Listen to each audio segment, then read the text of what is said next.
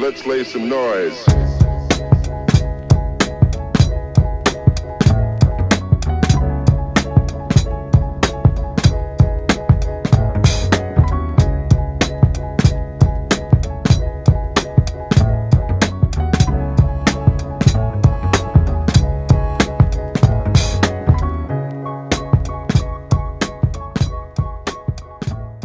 Hey guys, thank you for tuning in to Vic and Amanda Straight No Chaser podcast. We are so excited to be here. The weather is on brand for the topic today because we are talking about the originator of the Gangster Disciples, Larry Hoover. Put some respect on his name. 100%. And my dad has an actual personal relationship with Mr. Larry Hoover, so we're going to dive into that. But let's, I know you were talking about he just kind of got pardoned, his life sentence, right? Donald Trump pardoned, commuted his sentences, life sentences from the federal prison. The most secure federal prison in the country is in Colorado, and he commuted his sentences. Some offenders and crimes that are not deserving of clemency, and Hoover falls in that category. But this afternoon, President Trump disagreeing, commuting Hoover's 6 life sentences on federal convictions to time served. Hoover still faces, however, a 200-year state sentence on a 1973 murder conviction, so it appears he won't be getting out of prison, at least in the near term. It was while behind bars serving time for that murder that federal prosecutors say he continued overseeing the Chicago Gangster Disciples, a gang that he co-founded. And in 1997, he was convicted of running a criminal enterprise. But Hoover's attorney says over the years, Hoover has been rehabilitated and written numerous letters talking about his experience, how he turned to crime, and the good he can do in steering young people away from a similar fate.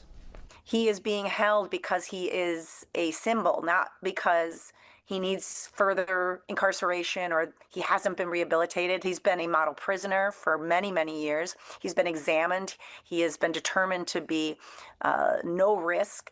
If Larry Hoover said there was going to be a killing, there was a killing. If Larry Hoover said there was going to be a beating, there was a beating. If Larry Hoover said there was going to be a drug deal, there was a drug deal. Which means that they have released him from federal custody and sent him back to Chicago. Now, he still has 200 years left on a sentence in Chicago, so he's not free yet. But Donald Trump did commute his sentence, and we thank President Donald Trump for doing that because it's high time. Larry Hoover has been, I call him Mr. Hoover, has been locked up about 50 years. And his family and friends are waiting for him to come home. So, yeah, thank you. So how do you know Larry Hoover? I obviously know the story, but for our audience, how did you form this relationship with him? I met Mr. Hoover when I was at the MCC in federal, when I was being adjudicated on my federal case. And I met him through a good childhood friend of his named Ernest Walker, Kiki. And you couldn't just walk up. Uncle Kiki. Yeah, Love Uncle you. Kiki. You couldn't just walk up to Kiki, to Larry Hoover and ask him or meet him because, you know, he was in the middle of a trial and all these things were going on. He was in there, a lot of people telling on him. So he was real funny about, you know, who could come around him in the first place. His circle.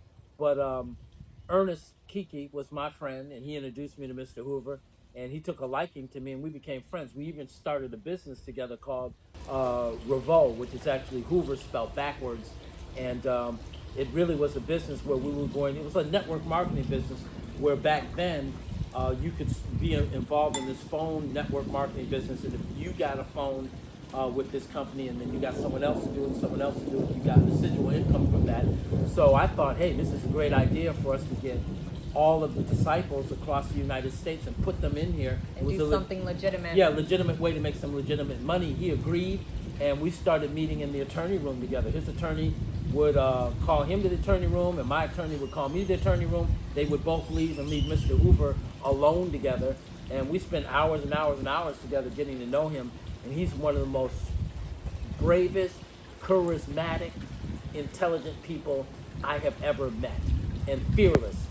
Because I remember watching something on television when they were talking about him, and he just said to me, you know, I was concerned about what I saw on TV, and he said, Victor, I'm never getting out. I'm not worried about that. And I just, coming from me, who was, you know, anxious to get out of prison, because I met him actually 6 months before I was going to get out, because I had left Oxford Maximum Security Prison, came back for my last 6 months at the MCC, and that's when I met Mr. Hoover.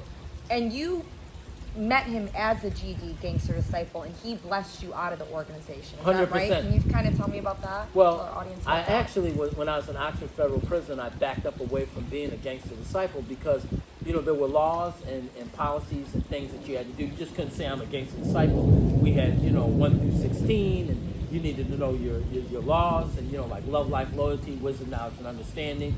Number 1 was silence and secrecy. There were all kinds of different laws that we had, and you had to memorize those laws. You had to be a part of that. It was an organization. And to be honest, he had changed Gangster Disciple to growth and development. So it was no longer Gangster Disciple, it was growth and development. So when he met me, I was the perfect person for him because to kind of carry this he message. carried that message.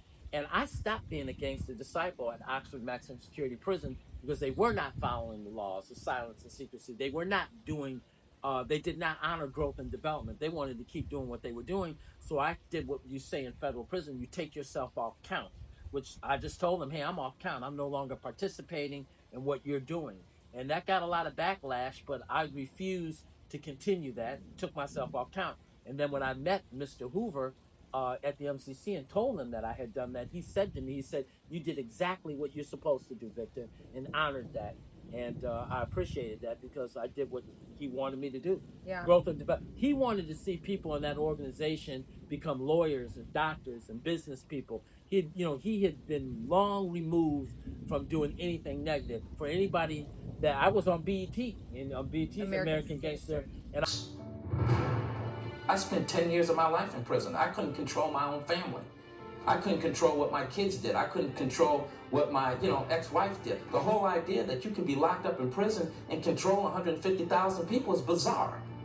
Larry Hoover's defense began with... I defended him because for all that they say he did or didn't do or what he said or what he was doing in prison, Mr. Hoover never, read my lips, like Bill Clinton. They said, read my lips, read my lips. Larry Hoover never told me to do anything wrong. All he ever did was encourage me to be the best that I could be and to go out there and do legitimate things. As a matter of fact, before I left federal prison at the MCC, before I left the MCC downtown, I walked up to him and I said to him, Mr. Hoover, I will never be back. And he looked at me and said, I know you won't be back, Victor. And I've been out 30 years. So, and I think that goes to show too, redemption is for like everybody. People do make mistakes, and I think people want to paint him as like this awful person, but he's actively trying to pursue a better life, and he's trying to be a better influence to the people he does have relationships with and foster better movement. There's no question. He's been locked up over 50 years. And the greatest love story I know is his wife, Wendy, who's been waiting for him 50 years. Not like Nelson Mandela's wife was waiting for Nelson Mandela, but she was screwing everything that wasn't nailed down in Africa. He found out about it and had to divorce her. Wendy Hoover is not that person. That's the greatest love. So I don't know a woman that would wait for me for 24 hours if I went to jail. She's been waiting for him for 50 years. I know his son, Little Larry Jr., has never been in trouble. I think he's a father of 3. He worked a construction job, just a great human being, excited for his son to come home. So, for his father to come home. So it was amazing. I know that they've been working vociferously to try to get him out.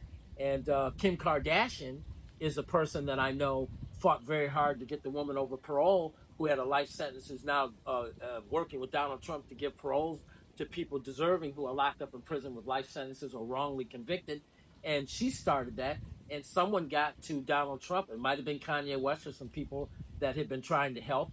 And Larry Hoover signed it, and he's out of federal custody now. So now we're waiting for Governor Pritzker or the parole board. If the parole board doesn't release him after 50 years, then it would be up to Governor Pritzker to give him a reprieve and to pardon him so he can go back home with his family, which he deserves. I mean, think about the Menendez brothers. The Menendez brothers shotgunned their mother and father to Murdered death. their parents. Their parents were sitting there watching a movie. They walk in with guns, shoot and kill both their parents, shotgun them to death. One of them they shot the mother in the face, blew the father's head off. And now they're pending the parole board. They're going to get released from prison and get a second chance. Redemption is for everybody. How long are you going to keep somebody in prison for a murder? Right. And this was, between, gang members. And the influence he could have to change the culture for people that are in. 100%. You know? Which has something to do with why he's still locked up, because they realize that if he's He released, has influence. he has influence and people will listen to him. Yeah. There's a lot of things that he could do, but I know one of the things he really wants to do. He's 74 years old now. He wants to come home. So I'm just wanted to do this podcast. We wanted to do it because look at me. Look at all the things I've done. I've spoken in schools, companies, churches, businesses. I've spoken around the country at colleges. I've been on television. I wrote a book. I've done so many things. Mr. Hoover never told me to do anything wrong. And there's a lot of people who are out here singing about Larry Hoover, Rick Ross, Larry Hoover. You don't even know Larry Hoover. Catch up. I think I'm Big Meech. Larry Hoover. Whipping work. There's all kinds of people on the internet chatter. You never met Larry Hoover. Well, I did. I started a business with him.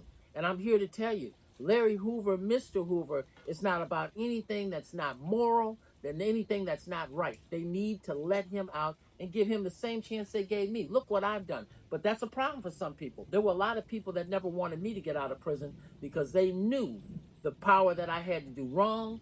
I could actually turn it around and do right. Thank God I was able to get out. And I guarantee you, if you let Mr. Hoover out of prison, he's going to do the right thing. He's doing the right thing now. He wrote a book called Growth and Development. He took GD out of it, which talked about building yourself morally, building yourself physically, building yourself mentally, so that you could come out and do all the things that you want to do. That was his vision. That was his dream.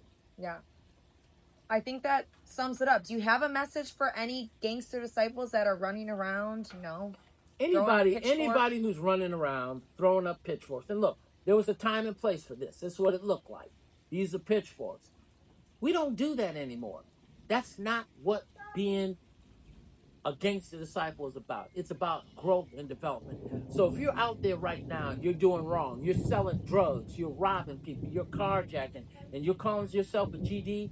Or any gang affiliation, really any gang affiliation at this point. If you respect Larry Hoover, what you're really doing, and if you respect yourself, yes, and you're pouring salt all over his name, because what you're really doing is giving those at the parole board in Illinois, a reason. Those law enforcement people who are in politics, you're giving them an opportunity to say, hey, you know what?